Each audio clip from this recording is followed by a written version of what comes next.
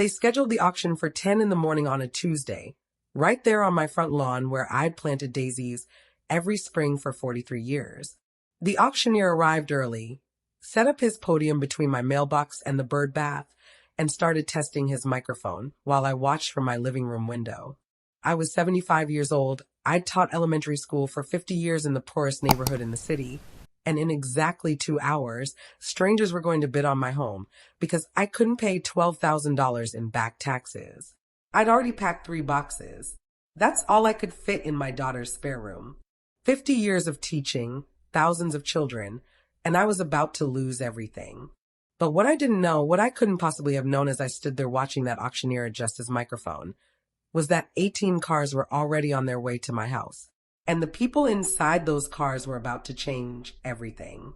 My name is Margaret Chun. People call me Mrs. Chun, even the adults, even now. I taught second grade at Lincoln Elementary School from 1969 until 2019. 50 years in the same classroom, same school, same neighborhood. The neighborhood that everyone else gave up on.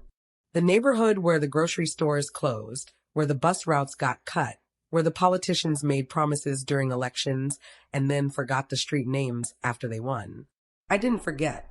I learned every child's name. I learned their siblings' names, their parents' names, their grandparents' names. I learned which kids needed breakfast before they could focus on reading. I learned which kids wore the same clothes 3 days in a row. I learned which kids came to school even when they were sick, because school was warmer than home. I wasn't special. I was just there.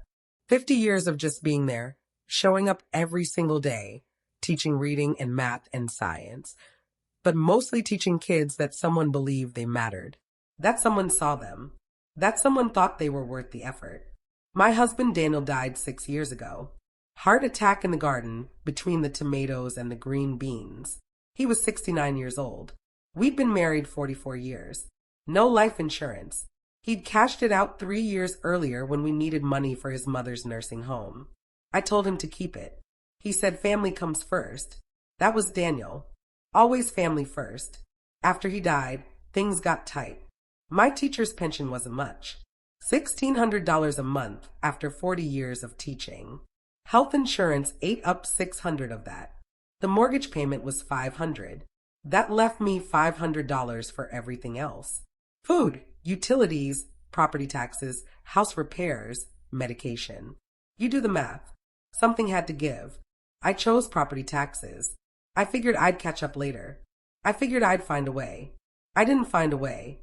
The taxes piled up. $12,000 over 3 years. Letters came in official envelopes. Warnings stamped in red ink.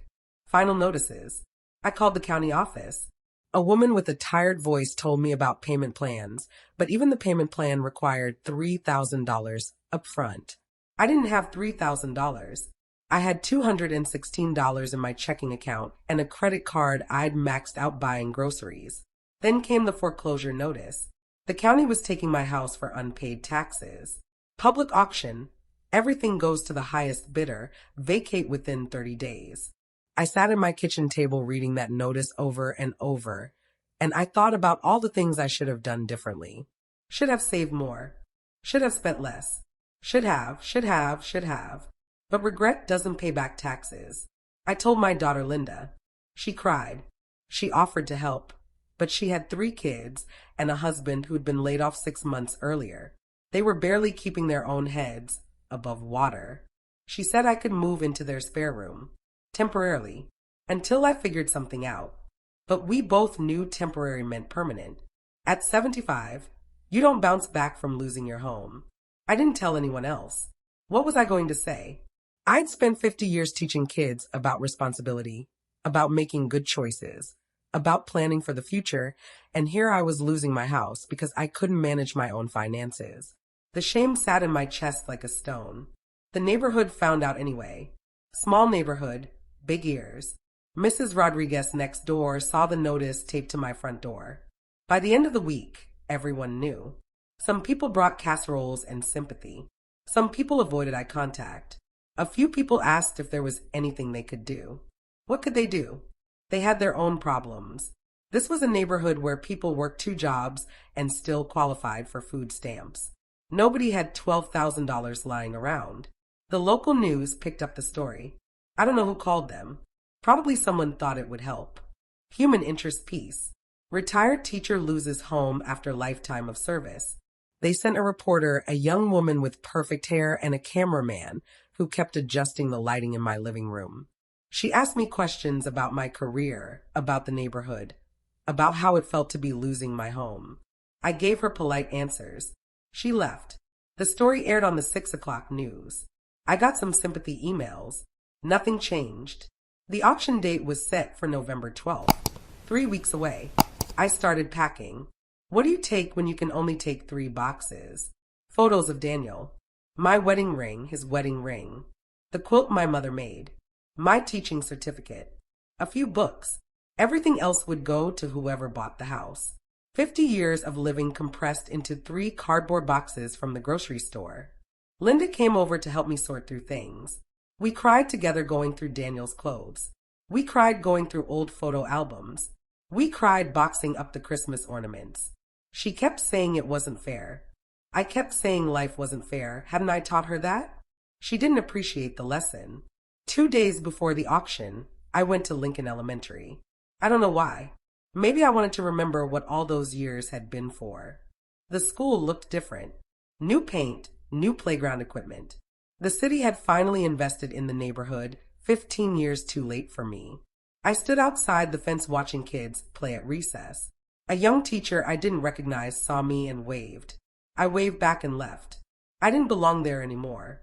The night before the auction, I didn't sleep. I lay in bed looking at the ceiling, listening to the house settle around me. Every creak was familiar. The loose floorboard in the hallway. The way the bathroom faucet dripped no matter how tight you turned it. The sound of the furnace kicking on at 2 in the morning. This house had been my home for 43 years. Daniel and I bought it the year before Linda was born. We painted every room ourselves. We planted the maple tree in the front yard. We built the deck in the backyard. We lived our entire marriage in this house. Now strangers were going to buy it and probably tear it down for a parking lot or storage units.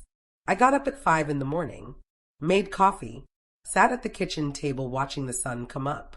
My last sunrise in this house. At 8, Linda arrived with her husband Tom. They were going to help me move the boxes to their house after the auction. Tom looked uncomfortable, like he didn't know what to say. Men never know what to say when there's grief in the room. At 9:30, the auctioneer arrived. A man in his 50s wearing a suit too nice for a Tuesday morning in my neighborhood. He had 2 assistants who started setting up the podium and the sound system. A few neighbors came out to watch. Mrs. Rodriguez stood on her porch with her arms crossed, glaring at the auctioneer like he was personally responsible for all the injustice in the world. Maybe he was. By 9:45, 3 cars had parked across the street. Men in suits. Property investors, probably. The kind who buy houses at auction, flip them or rent them out, make a profit. They stood together comparing phones, probably looking up property values, calculating their maximum bids. My home reduced to numbers on a spreadsheet. The auctioneer tested his microphone. His voice boomed across the street. Good morning, ladies and gentlemen. We'll be starting shortly. Please have your bidding credentials ready. I watched from my living room window. Linda stood beside me, crying quietly. Tom kept checking his watch. 10 o'clock arrived. The auctioneer called for attention. As he began his opening remarks, I saw more cars pulling onto my street. 4 cars. 5 cars. 6.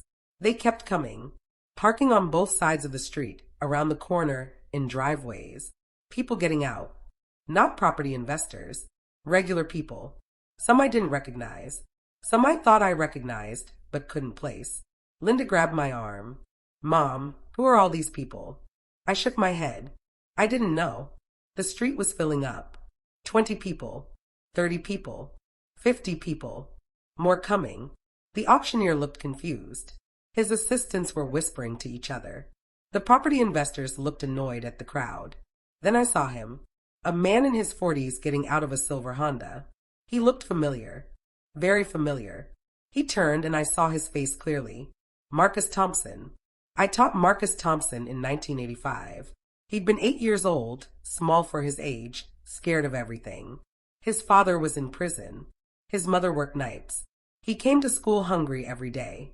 I kept granola bars in my desk for him, extra sandwiches in my lunch bag. He pretended he didn't need them. I pretended I didn't notice him pretending. Marcus walked up my driveway. Behind him, more people. A woman in a business suit. A man in hospital scrubs. A young woman with a baby on her hip. They kept coming. The auctioneer was talking, but nobody was listening. Everyone was watching the crowd gather. Linda said, "Mom, they're coming to the door." She went to answer it. I stood frozen in the living room. Through the window, I could see the street was completely packed now. 70 people. 80 people. A news van pulled up. The same reporter who'd interviewed me 3 weeks ago jumped out with her cameraman. Marcus stepped inside my house. "Mrs. Chun," he said. His voice was deeper than I remembered, but his eyes were the same. Those scared 8-year-old eyes in a 40-something face. Behind him, 6 more people crowded into my entryway. A woman stepped forward. "Mrs. Chun, do you remember me? Sarah Williams? I taught you in 1992. You had glasses. You hated reading. I made you read to my cat every day after school. You said the cat was a better listener than people." She laughed, tears running down her face. "You taught me to love books. I'm a librarian now." She gestured to the man beside her. "This is my husband. We drove 3 hours to be here." More people pushed inside. A man in his 30s. "Mrs. Chun, I'm David Park. You taught me in 1998. I was the kid who couldn't sit still. You let me stand at my desk. You let me pace while I worked. Nobody else understood. You saved my life. I'm a pediatrician now. I specialize in ADHD." A woman in her 50s. "Mrs. Chun, Jennifer Martinez. You taught both my kids in 2005 and 2008. When my husband left, you helped with school supplies. You stayed late so I could pick them up after my second shift. You never made us feel like charity cases. My daughter's a nurse. My son's an engineer. They're both here." The living room filled with people. They kept introducing themselves. Names and faces from decades of teaching. Some I remembered immediately. Some took me a moment. Some I didn't remember at all until they told me their stories. You helped me with my stutter. You called CPS when you saw bruises. You paid for my glasses. You drove me to my mom's funeral. You believed in me when nobody else did. Outside, the auctioneer was trying to start the bidding. His voice carried through the windows. "We have a lovely 3-bedroom home. Excellent investment opportunity." He sounded uncertain. The crowd outside had grown to over 100 people now. They weren't there to bid. They were there for me. Marcus pulled out his phone. "Mrs. Chun, we need to stop this auction." He was scrolling through something. "We've been organizing since we saw the news story 3 weeks ago. Found each other through social media. Set up a fund. Everyone contributed what they could. Some people gave $20. Some gave $2,000. We have $12,600. Enough to pay your back taxes. We're stopping this auction." I couldn't speak. I literally could not form words. Linda was crying. Tom was crying. I was crying. Everyone in my living room was crying. Outside, more people kept arriving. The reporter was interviewing people in the crowd. Someone had brought a sign that said "Teachers change lives." Someone else had a sign that said "Thank you, Mrs. Chun." Marcus was on his phone calling someone. "Yes, this is Marcus Thompson. I'm here at 847 Maple Street. We're stopping the auction. We have payment for the back taxes." His voice was lawyer confident. I learned later he was a lawyer. The scared 8-year-old who ate my granola bars had grown up to be a civil rights attorney. The auctioneer stopped talking. He was on his phone too, presumably with the county office. The property investors looked angry, robbed of their opportunity. The neighbors looked stunned. Mrs. Rodriguez was openly weeping on her porch. A woman in her 60s pushed through the crowd into my house. "Mrs. Chun, I'm Patricia Hughes. You taught me in 1975. First year you taught. I was 7 years old. My mother had just died. I didn't speak for 6 months. You sat with me every day at lunch. You never forced me to talk.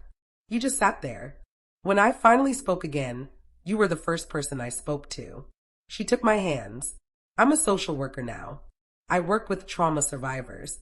Everything I do, I do because you taught me that silent companionship can be healing. More stories, more faces. A police officer who said I'd convinced him to stay in school instead of joining a gang. A small business owner who said I'd taught her to read when everyone else had given up on her. A city councilman who said I'd inspired him to go into public service. A grandmother who said I'd taught her son, her daughter, and both her grandchildren. For generations of one family, all taught by me. The reporter pushed her way to my door with her cameraman. Mrs. Chen, can we talk to you? This is incredible. We're going live in 5 minutes. Can you tell us what's happening? I shook my head. I didn't know what was happening. I was surrounded by my past, by all these lives I'd touched without fully understanding I was touching them. You don't know, when you're teaching, what seeds you're planting. You don't know which kind word, which patient explanation, which moment of attention will be the thing that changes a child's trajectory. You just show up every day and do your best and hope some of it matters. Apparently, all of it mattered. Marcus finished his call. The county has agreed to accept payment and cancel the auction. We're wiring the money now. Mrs. Chen, your house is safe. The crowd outside erupted in cheers. People were hugging strangers. Mrs. Rodriguez collapsed onto her porch chair, hand over her heart. The property investors got back in their cars and left, disappointed. The auctioneer packed up his equipment, looking relieved he didn't have to sell a house to a mob of crying people. Linda hugged me so hard I couldn't breathe. Tom kept saying, "This is incredible. This is absolutely incredible." Sarah the librarian was organizing people. "We need someone to document this. Who has the fun details? Let's make sure everything's official." David the pediatrician was taking photos. Jennifer Martinez's daughter, the nurse, brought me a glass of water. "Drink something, Mrs. Chen. You look pale." The reporter managed to get her camera inside. We're live at the home of Margaret Chen, a retired teacher whose former students have just saved her home from auction. "Mrs. Chen, how does this feel?" I looked at the camera. I looked at all the faces crowded into my living room and spilling out onto my porch and filling my street. I looked at Marcus, who used to be scared of his own shadow. At Sarah, who used to hate books. At David, who couldn't sit still. At Patricia, who didn't speak for 6 months. I said, I was just doing my job. That's all I ever did. Just my job. Marcus laughed. "Mrs. Chen, you did way more than your job. You changed lives. You saved lives. Look around. Everyone in this crowd is here because of you. Everyone here has a story about how you helped them. How you saw them when they were invisible to everyone else. How you believed in them when they didn't believe in themselves. You weren't just doing your job. You were doing something most people never do. You were paying attention to children who desperately needed someone to pay attention to them." A man stepped forward. "Mrs. Chen, I'm Robert Lawson. You taught me in 1977. I was the kid who couldn't read. You stayed after school with me every single day for 2 years. You never got frustrated. You never made me feel stupid. You just kept believing I could learn. I'm a high school English teacher now. I teach exactly the way you taught me. With patience. With belief. A woman in her 40s. Mrs. Chen, I'm Angela Brooks. You didn't just teach me. You saved me. 5th grade. My mom's boyfriend was hurting me. You noticed. You reported it. You testified at his trial. You visited me in foster care. You came to my high school graduation. You paid for my first semester of college. I'm a therapist now. I work with abused children. Every single child I help because you helped me first." The stories kept coming, each one more overwhelming than the last. A woman who said I'd helped her learn English when her family immigrated. A man who said I'd paid his lunch fees for an entire year when his family was homeless. A woman who said I'd been the first person to tell her she was smart. A man who said I'd gone to his father's funeral, even though it was summer vacation. I didn't remember all of it. I remembered some of it. The big moments, sure. But most of teaching is small moments. A kind word. A patient explanation. Staying 10 extra minutes. Bringing an extra sandwich. Noticing when a child is struggling. Noticing when a child is succeeding. Just noticing. Just being present. Just caring. Outside, someone started organizing the crowd. Speech. Speech. They wanted me to speak. Marcus helped me to the porch. My knees were shaking. I looked out at over 100 faces. Some old, some young, some I knew, some I didn't. All of them here because 50 years ago, or 40 years ago, or 20 years ago, or 10 years ago, I'd been their second grade teacher. I don't know what to say. I started. My voice cracked. I taught because I loved teaching. I taught because I love kids. I taught because someone had to teach in neighborhoods where the schools were underfunded and the teachers were overworked and the kids came to school with problems bigger than math and reading. I taught because if I didn't, who would? I wasn't special. I was just there, just showing up every day, just trying my best. You were special to us, someone shouted from the crowd. You saved my life, someone else called out. We wouldn't be who we are without you. The voices overlapped, a chorus of gratitude I didn't know how to receive. The reporter was crying. Her cameraman was crying. My mailman had stopped his route to watch, and he was crying. Even the auctioneer, loading his equipment into his van, looked teary. Marcus put his arm around my shoulders. Mrs. Chun, we have something else for you. He gestured, and people started bringing things to the porch. Gift bags, envelopes, boxes. What is this? I asked. It's not just the taxes, he said. We raised more than 12,000. We raised 31,000. The extra 19,000 is for you. For repairs, for bills, for whatever you need. You spent 50 years taking care of us. Now we're taking care of you. I sat down on my porch steps because my legs wouldn't hold me anymore. Linda sat beside me, holding my hand. Tom stood behind us, hand on my shoulder. People kept adding to the pile of gifts. Cards with handwritten notes. Photos of people with their own kids. A scrapbook someone had made filled with memories of my classroom. A plaque that said World's Best Teacher, obviously purchased in haste from a gift shop, but given with absolute sincerity. A young woman approached, maybe mid-20s. Mrs. Chin, you don't know me. I'm too young.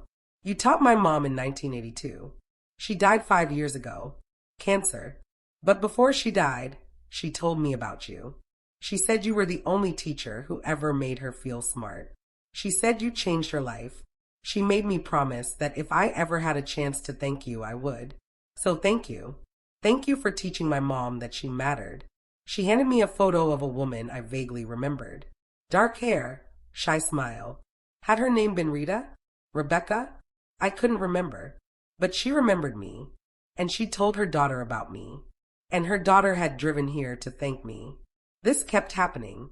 People I'd taught bringing their children. People whose parents I'd taught. A man in his 70s who said I'd taught his daughter and 3 grandchildren. A woman who said her sister couldn't be here, but sent her love. A teenager who said his dad always talked about Mrs. Chun. The ripples of 50 years of teaching spreading further than I could have imagined. The news crew interviewed people in the crowd. Everyone had a story. The police officer described how I'd intervened when he was being recruited by gangs. The librarian explained how I'd fostered her love of reading. The small business owner detailed how I'd taught her to read at age 9 when she'd been passed along despite being illiterate. The city councilman talked about how I'd encouraged him to dream bigger than his neighborhood. Story after story after story. Patricia Hughes, the social worker who hadn't spoken for 6 months, pulled me aside. Mrs. Chun, I need to tell you something else. After my mother died, I went to live with my aunt. She didn't want me. She made that very clear. But every day, I came to your classroom, and you made me feel wanted. You made me feel seen. You saved my life. Not figuratively. Literally. I was planning to kill myself. I was 7 years old and I wanted to die. But then I thought about how it would make you sad. How you sat with me at lunch every day. How you always saved me the red crayon because you knew it was my favorite. And I thought, if Mrs. Chun thinks I'm worth sitting with, maybe I'm worth staying alive for. So I stayed. And I grew up. And I became a social worker so I could help other kids who felt like I felt. Everything good in my life exists because you showed kindness to a silent 7-year-old. I hugged her. We both cried. Around us, people were sharing their own stories with each other, comparing notes, finding connections. You had her in 1995. I had her in 1997. She made you read to her cat too? Oh my God, I thought that was just me. She kept granola bars for you. She kept them for everyone. That was just Mrs. Chun. The afternoon stretched on. More people arrived. Someone brought food. Someone else brought drinks. My lawn became a spontaneous reunion. People exchanged phone numbers. A man who graduated in 1988 discovered his current business partner had been in my class in 1989. They'd been working together for 5 years without realizing they shared me as their second-grade teacher. Marcus was still coordinating logistics, making sure the tax payment went through properly, documenting everything for legal purposes, making sure I had written records of all the donations. Sarah was helping, using her librarian organizational skills to create spreadsheets. David was using his doctor connections to find me better health insurance. Everyone was helping in whatever way they could. As the sun started to set, people began to leave. Long drives home, jobs to get to, families waiting. But before they left, each person came to say goodbye, to hug me, to thank me one more time, to tell me their story one more time, to make sure I understood what I'd meant to them. Mrs. Chun, you taught me I was smart. Mrs. Chun, you taught me I was worthy. Mrs. Chun, you taught me I could succeed. Mrs. Chun, you taught me someone cared. Over and over, the same message in different words. You saw me. You believed in me. You changed my life. By the time the last person left, it was dark. Linda, Tom, and I sat on the porch in the cooling evening air. The street was empty again. The news van was gone. The pile of gifts and cards remained, testimony to an afternoon that felt like a dream. Linda said, "Mom, do you understand what just happened?" I said, "Not really." She laughed. "Mom, you're a hero. To all those people, you're a hero." I shook my head. "I'm not a hero. I'm just a teacher." She said, "Mom, teaching is heroism. Every single day. Showing up for kids who desperately need someone to show up for them. That's heroism. 50 years of heroism." We went inside. The house that almost wasn't mine anymore. The house that was safe now because of people I'd taught decades ago. I looked at the photos on the mantle. Me and Daniel. Linda as a baby. Christmases and birthdays and ordinary moments. This house held my life, and now it would continue to hold it because of children who'd grown into adults who remembered a teacher who'd simply tried her best. That night, I couldn't sleep again. But this time it wasn't from anxiety. It was from disbelief. I kept replaying the day. Marcus's face when he said, "We're stopping this auction." Sarah explaining she was a librarian because of me. David crediting me for his understanding of ADHD. Patricia telling me I'd kept her alive. Angela explaining I'd saved her from abuse. Robert saying he taught the way I'd taught him. The young woman thanking me for teaching her deceased mother. The man who discovered his business partner in my lawn reunion. The police officer. The councilman. The grandmother with 4 generations of my students. All of them. Every single one. I thought about the children I'd taught who weren't there. The ones who'd moved away, lost contact, didn't see the news story. The ones who died. I taught thousands of children over 50 years. How many lives had I touched? How many seeds had I planted without knowing? Teaching is strange work. You pour everything into it. Your time, your energy, your heart. You take work home. You spend your own money on supplies. You stay late. You come in early. You worry about your students on weekends. You think about them during summer vacation. You carry them with you. And most of the time, you never know if any of it mattered. You never know if the struggling reader eventually learned to love books. You never know if the angry kid found peace. You never know if the scared child found courage. You just teach and hope and move on to the next group of 7-year-olds. But that day I knew. I knew exactly how much it had mattered. I knew because they came back. They drove 3 hours, 5 hours, across state lines to tell me. They raised money they didn't have to spare. They took time off work they couldn't afford to lose. They came back because 50 years ago, or 40 years ago, or 20 years ago, a teacher had seen them. Really seen them. And that seeing had changed everything. The next morning, I woke up in my own bed, in my own house, in the home that was still mine. Linda had stayed overnight, not wanting to leave me alone.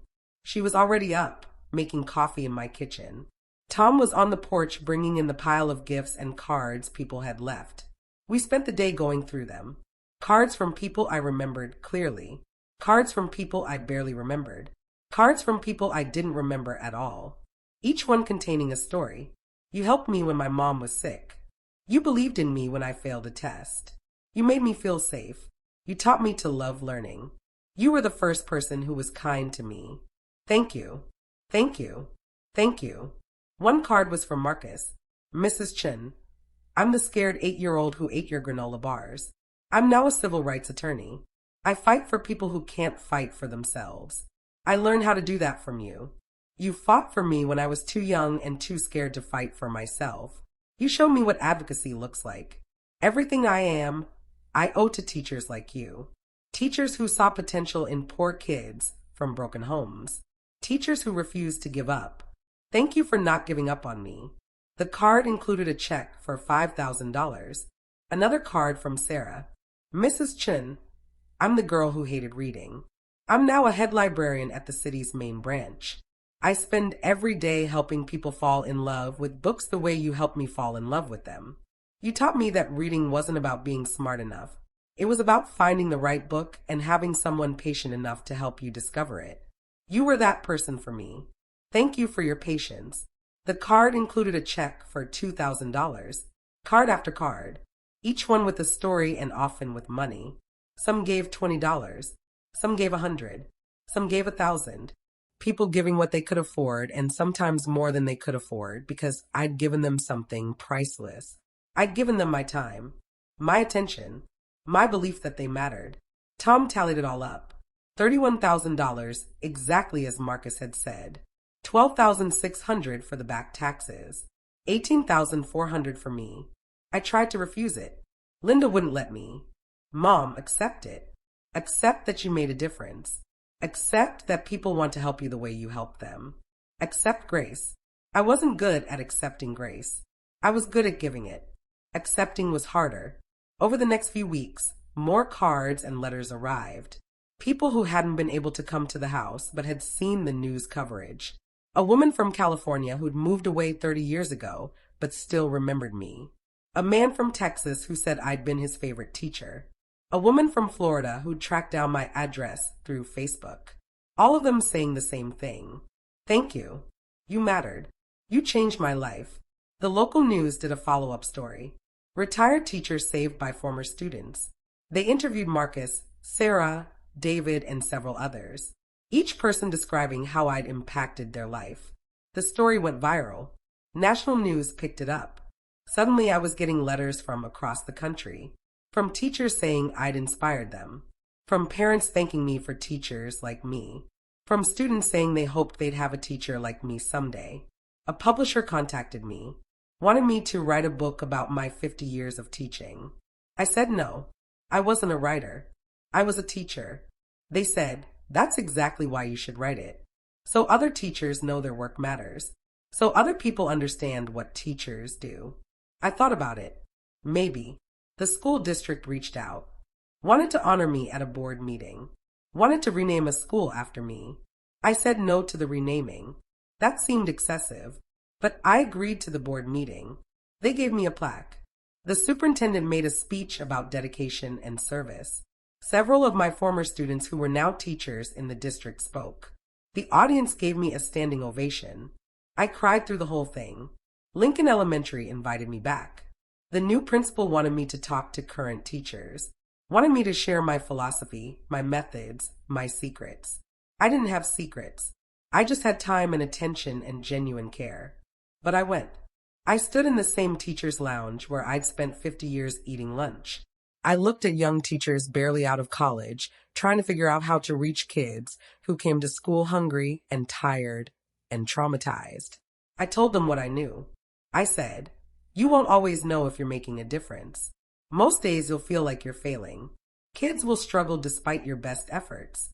Kids will misbehave despite your clearest expectations. Kids will seem unreachable no matter how hard you reach. But keep teaching anyway. Keep showing up anyway. Keep trying anyway. Because somewhere in that classroom is a kid who desperately needs you to not give up. A kid whose life will be completely different because you were patient when everyone else was impatient, because you believed when everyone else doubted, because you saw them when everyone else looked away. You won't know which kid it is. You won't know when the breakthrough will come. You won't know if it happens this year or 20 years from now, but it will happen, and it will matter. And years from now, that kid will remember you, will thank you, will tell their own kids about the teacher who changed their life. So keep teaching, keep believing, keep showing up, because you're not just teaching math and reading. You're teaching children that they matter. And that's the most important lesson of all. The young teachers listened. Some looked skeptical. Some looked hopeful. Some looked exhausted already, and it was only October. I understood all of it. Teaching is the hardest job there is. 50 years, and it never got easier. But it was always worth it. I asked if anyone had questions. A young woman raised her hand. She looked about 25. Fresh out of college, probably. She said, "Mrs. Chun, how did you not burn out? 50 years in the same school, same neighborhood. How did you keep going?" I thought about it. I said, "I almost quit about 1,000 times. Years when I was so tired I couldn't see straight. Years when the budget cuts were so bad I was buying supplies with my own money and couldn't afford to. Years when I had students with problems so big I didn't know how to help them. Years when I felt like I was failing every single day. But then I'd have a moment. A kid would finally understand fractions. A kid would smile for the first time all year. A kid would hug me and say thank you. And that moment would carry me through the next hard stretch. Teaching isn't about never wanting to quit. It's about finding reasons to stay. And there are always reasons to stay if you look for them. Another teacher asked, "What do you do when you feel like you're not reaching a student?" I said, "Keep trying different approaches. Some kids need firmness. Some kids need gentleness. Some kids need humor. Some kids need quiet patience. Some kids need you to push them. Some kids need you to back off. You have to figure out what each kid needs and then give it to them. And if you can't figure it out, keep trying. Keep experimenting. Keep caring. Eventually you'll find something that works. And if you don't, at least that kid will know you tried, that you didn't give up on them. Sometimes that's enough." A male teacher in his 30s said, "I've been teaching 5 years and I'm already exhausted. How did you do 50? I said, "Honestly, some years were survival." A male teacher in his 30s said, "I've been teaching 5 years and I'm already exhausted. How did you do 50? I said, "Honestly, some years were survival mode. Some years I counted down the days to summer. Some years I cried in my car during lunch. Teaching is brutal. It takes everything from you. But here's the thing, you're exhausted because you care. If you didn't care, it would be easy. The fact that you're tired means you're doing it right. You're investing yourself. You're giving everything. That's what good teachers do. And yes, it's exhausting. So take care of yourself. Take your sick days. Leave work at work when you can. Find support. Find other teachers who understand. Don't try to save everyone by yourself. But also, don't quit just because it's hard. It's supposed to be hard. Anything worth doing is hard." We talked for 2 hours. I answered every question they had. When I left, several teachers hugged me. One whispered, "Thank you for staying. Thank you for showing us it's possible." I drove home thinking about those young teachers, hoping they'd make it, hoping they'd find their reasons to stay, hoping that in 40 years, they'd have their own former students showing up to save them. Marcus called me a few days later. "Mrs. Chun, I've been thinking. What would you say to starting a scholarship fund for kids from Lincoln Elementary who want to go to college? We could use some of the extra money people donated, add to it over time, make sure kids from the neighborhood have opportunities." I said, "That sounds perfect." He said, "We'll name it after you. The Margaret Chun Scholarship." I said, "Name it after Daniel. He was the one who supported me teaching for 50 years. He was the one who never complained when I spent my own money on supplies. He was the one who stayed up late helping me grade papers. Name it after him." Marcus said, "The Daniel and Margaret Chun Scholarship then." I said, "Okay." We set it up, created a foundation. Marcus handled all the legal work pro bono. Sarah organized the paperwork. David contributed the first major donation. Other former students added to it. Within 6 months, we had enough to offer 2 full scholarships for students graduating from Lincoln Elementary. The first recipients would be announced the following spring. I went back to Lincoln Elementary for the announcement. The principal asked me to present the scholarships. 2 8th graders, both from families struggling financially, both determined to go to college, both needing help. A girl who wanted to be a veterinarian. A boy who wanted to be an architect. I shook their hands and gave them each a certificate and a check. I told them this scholarship exists because of teachers who cared and students who remembered. Now you're part of that legacy. Work hard, dream big, and someday when you're successful and established, remember where you came from. Remember the people who helped you. And help someone else. They both cried. Their families cried. I cried. The whole auditorium cried. It was beautiful. Spring became summer. The $18,400 was more money than I'd ever had at once. I paid off my credit card. I fixed the roof that had been leaking for 3 years. I replaced the furnace that was 1 winter away from dying. I set aside money for property taxes, so I'd never be late again. I put the rest in savings for emergencies. For the first time in 6 years since Daniel died, I wasn't constantly worried about money. I could breathe. Linda and I started having lunch together every week. She'd bring her kids, my grandchildren.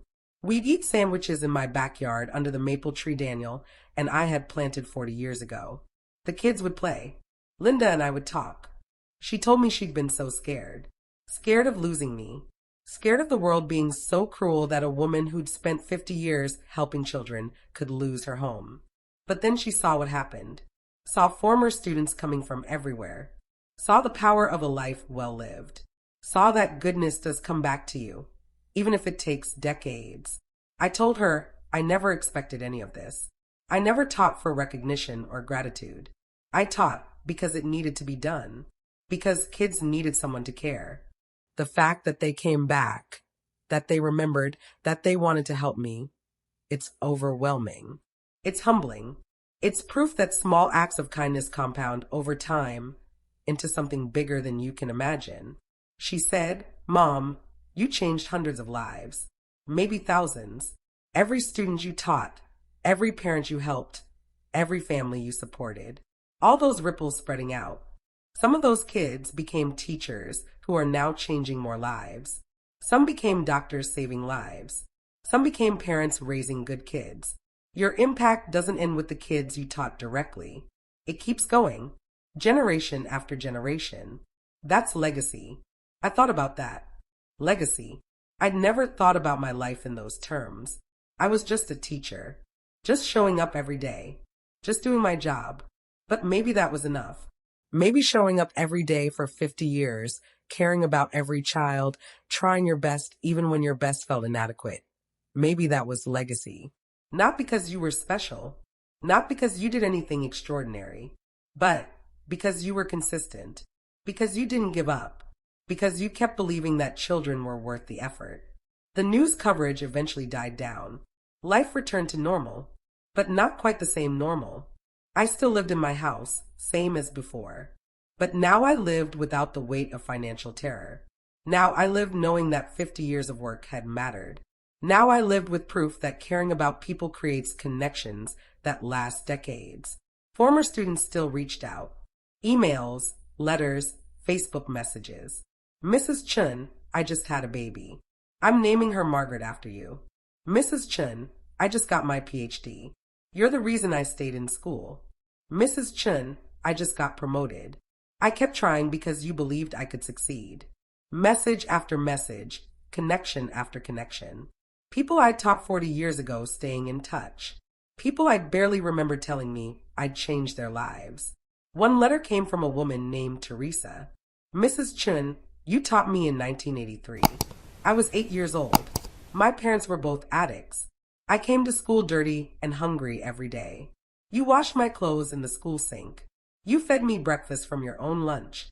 You called CPS and got me placed in foster care, which saved my life. I didn't understand then. I was angry at you for taking me from my parents. But now I'm 48 years old with 3 kids of my own, and I understand. You saved me.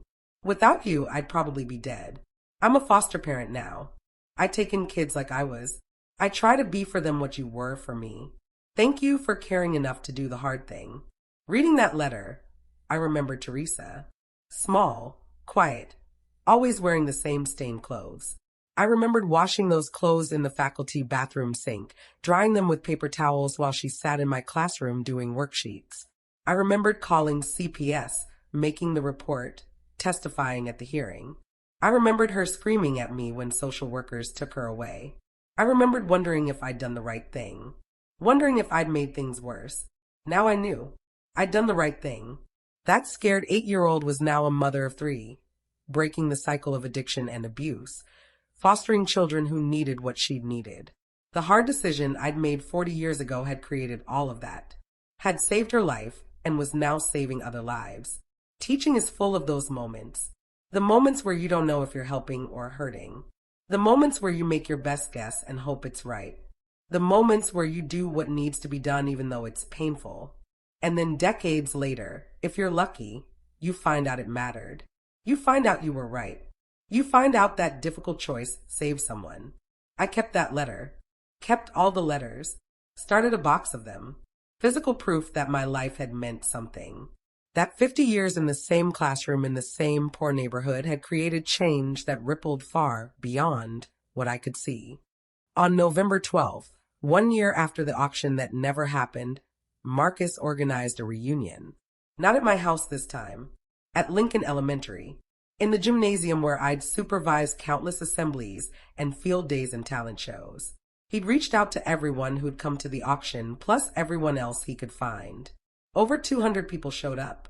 The gymnasium was decorated with student artwork, current students and former students. A banner saying, "Thank you, Mrs. Chun." Tables with photo albums from my 50 years of teaching. Someone had compiled them from yearbooks and personal collections. I walked through that gymnasium looking at photos of myself getting progressively older, surrounded by children who stayed the same age. Second graders, year after year after year. Different faces, same innocence, same hope, same need for someone to care about them. People came up to me all evening, introducing themselves, reintroducing themselves, telling their stories again, or for the first time. The evening became a tapestry of memories. My memories of teaching overlapping with their memories of being taught. Sometimes we remembered the same moments. Sometimes we remembered completely different things. But all of it mattered. All of it had value. A man in his 60s approached. "Mrs. Chun, you taught me in 1974. Your second year teaching. I was 7 years old. My dad had just died. I was so angry. I threw things. I hit other kids. You never gave up on me. You let me rage until I was ready to grieve. You sat with me when I cried. You were patient when everyone else wanted to expel me. I'm a grief counselor now. I help people through loss. You taught me that anger is just grief with nowhere to go. Everything I know about helping people, I learned from watching how you helped me. A woman in her 40s. Mrs. Chun, you probably don't remember me. I was only in your class for 6 weeks. My family was homeless. We lived in shelters. I'd bounce between schools. But those 6 weeks in your classroom were the only time I felt stable that entire year. You made sure I ate. You gave me clean clothes. You never made me feel different. I'm a social worker now. I work with homeless families. I try to create stability in chaos, the way you did for me. Story after story. Each one a piece of the puzzle of my life's work. Each one showing me impacts I'd never known about. Kids I taught for a full year. Kids I taught for 6 weeks. Kids I taught for 1 day who still remembered something I'd said. All of it mattered. Every interaction, every moment, every decision. The principal of Lincoln Elementary gave a speech. She talked about legacy and dedication and the power of one person to change a community. She announced that they were creating the Margaret Chin Teacher of the Year Award to honor teachers who exemplified my values. Teachers who went above and beyond. Teachers who saw every child. Teachers who never gave up. I cried through that too. Marcus gave a speech. He talked about the scared 8-year-old he'd been. About the granola bars and the extra sandwiches. About how I'd made him feel safe when everything else in his life was chaos. About how he'd become a lawyer because he wanted to fight for people the way I'd fought for him. He said, "Mrs. Chin taught me that everyone deserves an advocate. Everyone deserves someone who believes in them. Everyone deserves dignity and respect regardless of their circumstances." Those lessons shaped my entire career. They shaped my entire life. And they all came from a second-grade teacher who took the time to see me. Sarah spoke about learning to love books. David spoke about learning that his ADHD wasn't a character flaw. Patricia spoke about learning that silence could be survived. Angela spoke about learning that abuse didn't have to define her. One after another, people stood up and testified about how I'd changed their lives. I sat there listening, overwhelmed. This was my life's work on display. All the small moments adding up to something significant.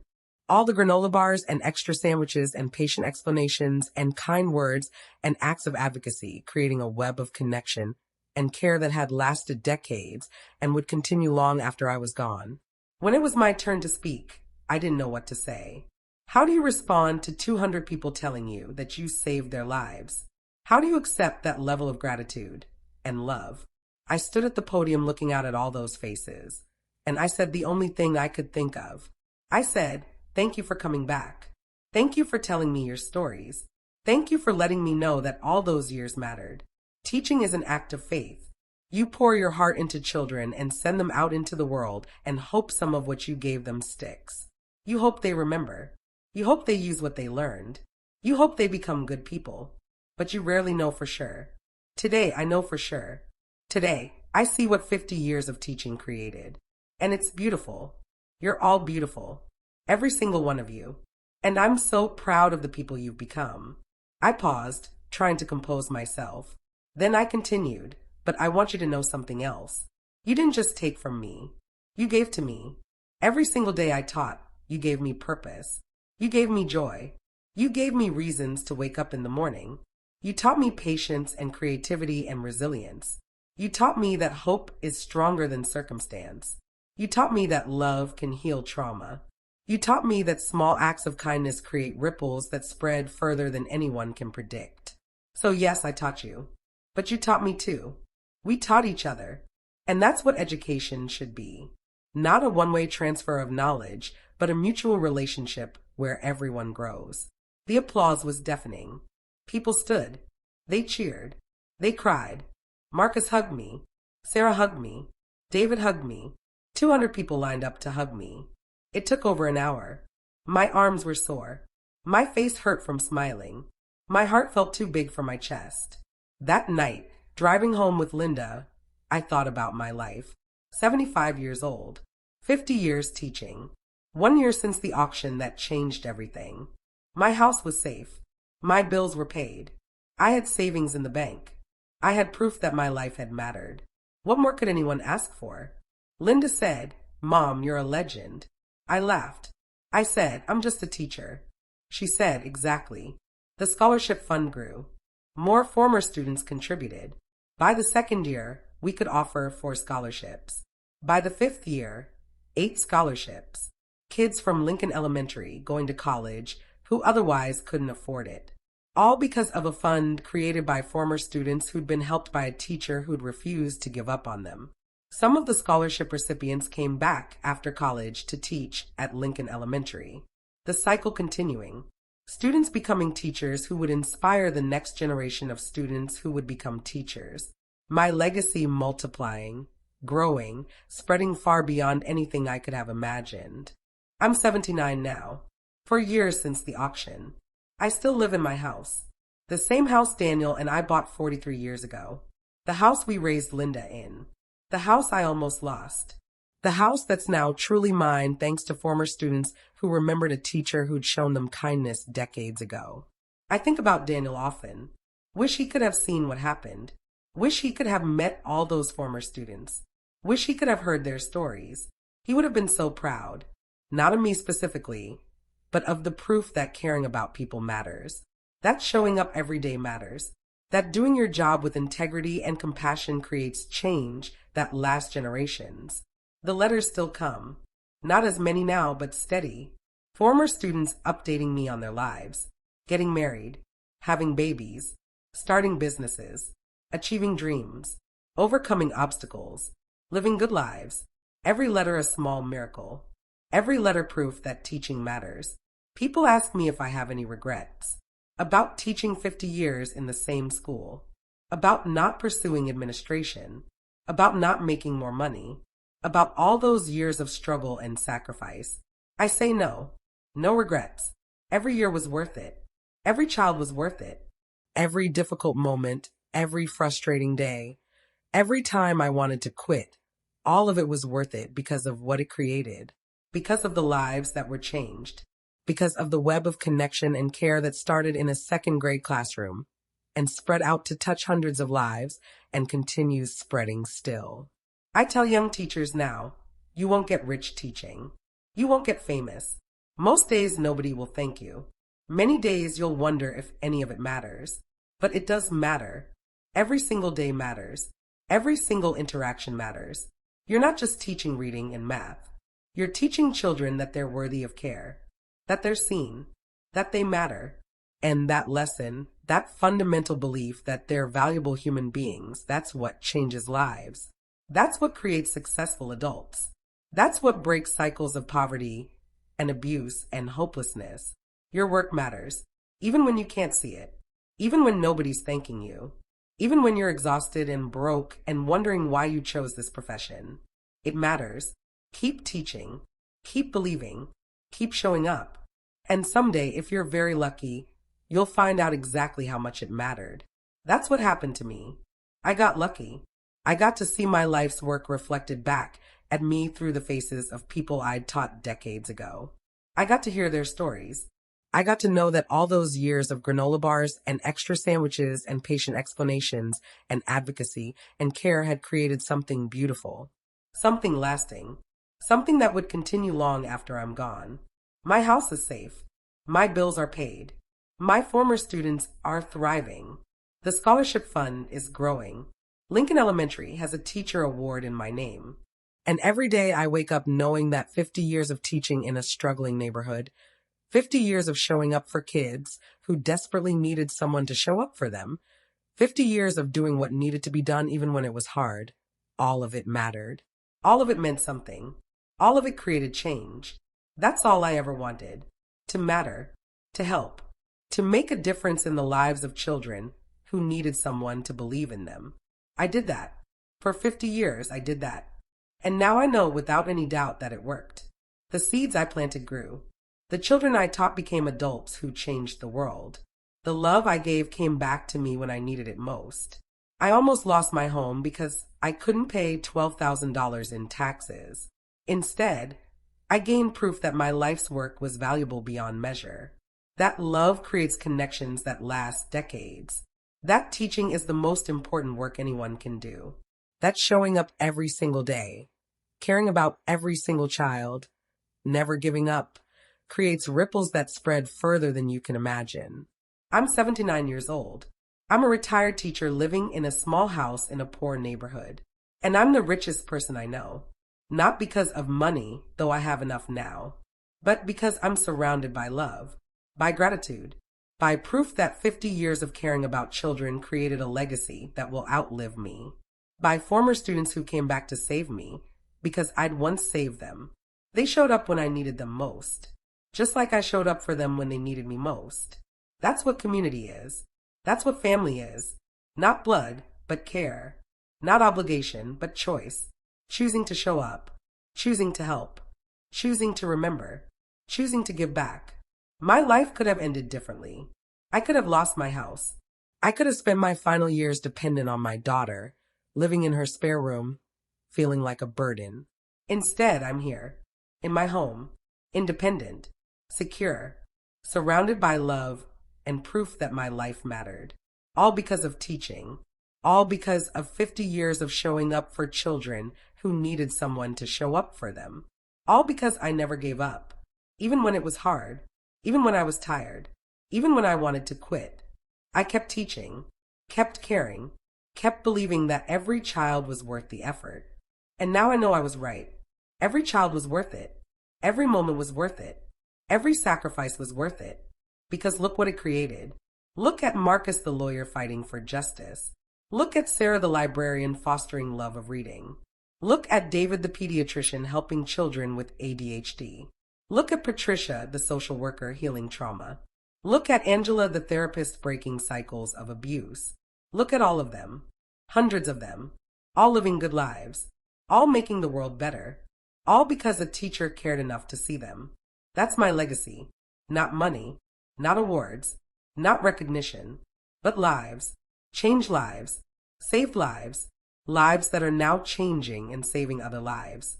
Ripples spreading out in every direction, creating waves of positive change that will continue long after I'm gone. I'm an old woman now. My teaching days are behind me, but my impact continues through former students who became teachers, through the scholarship fund, through the stories people tell their children about Mrs. Chun, the teacher who believed in them, through every act of kindness and care that my former students show to others, passing forward what I gave to them. That's what I want people to know. Your work matters. Whatever you do, if you do it with care and integrity and genuine concern for other people, it matters. You might not see the results immediately. You might not ever see the full impact. But trust that it's there. Trust that caring about people creates connections that last. Trust that showing up every day makes a difference even when you can't see it. I almost gave up so many times. Times when I was exhausted and broke and frustrated. Times when the system failed my students and I felt powerless to help them. Times when I wondered if any of it was worth it. But I didn't give up. I kept teaching. And that persistence, that refusal to quit, that's what created this legacy. So don't give up. Whatever you're doing, whoever you're helping, whatever difference you're trying to make, don't give up. Keep showing up. Keep caring. Keep believing it matters. Because it does. Even when you can't see it. Even when nobody's thanking you. Even when you're tired and discouraged. It matters. And someday, if you're very lucky like I was, you'll get proof. You'll see the impact of all those years of effort. You'll meet the people whose lives you changed. You'll hear their stories. You'll understand that all of it, every difficult moment, every sacrifice, every time you chose to care when it would have been easier not to, all of it was worth it. That's my story. A teacher who almost lost everything and discovered she'd actually built something more valuable than property or possessions. She'd built connections. She'd changed lives. She'd created a legacy of care that would outlive her and continue spreading long into the future. And it all started with granola bars and extra sandwiches and patient explanations and genuine care for children who desperately needed someone to care about them. Small acts, repeated daily, for 50 years, creating something beautiful. That's the power of teaching. That's the power of caring. That's the power of showing up. Every single day, for decades, never giving up, never stopping believing that every child matters. That's what changes the world. One student at a time, one day at a time, one small act of kindness at a time. My name is Margaret Chen. I'm 79 years old. I taught second grade for 50 years, and I learned that love always comes back. Sometimes it takes decades. Sometimes it comes back when you need it most. But it always comes back. Thank you for listening to my story. And if you're a teacher, thank you for teaching. Thank you for showing up. Thank you for caring. Your work matters more than you know. Keep going. The world needs teachers like you. Children need teachers like you.